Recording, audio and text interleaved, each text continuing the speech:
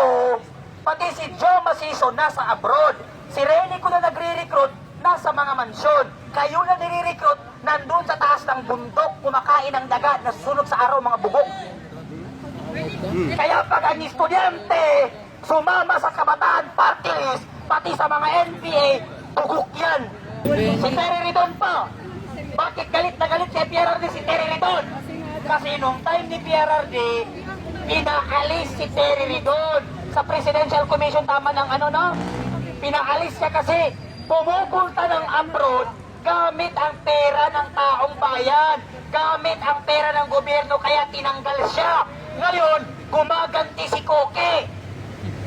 Ang laki ng ilong mong buhaya ka, Terry Ridon.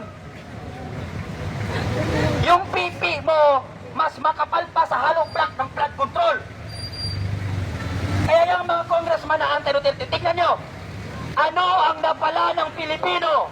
Ano ang napala ng ating bansa sa kaka-anti-Duterte natin? Ano?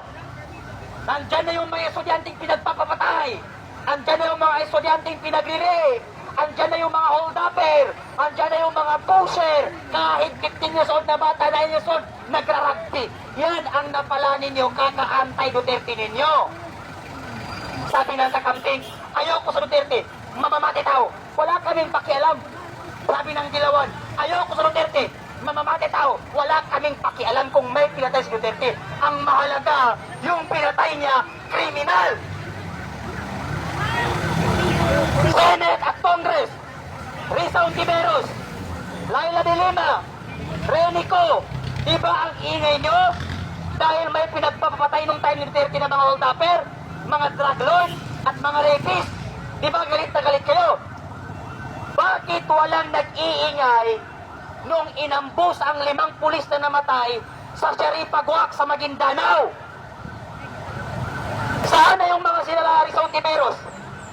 Sana yung mga kakamping nakasingping ng puki nila yung kabubuhan nila.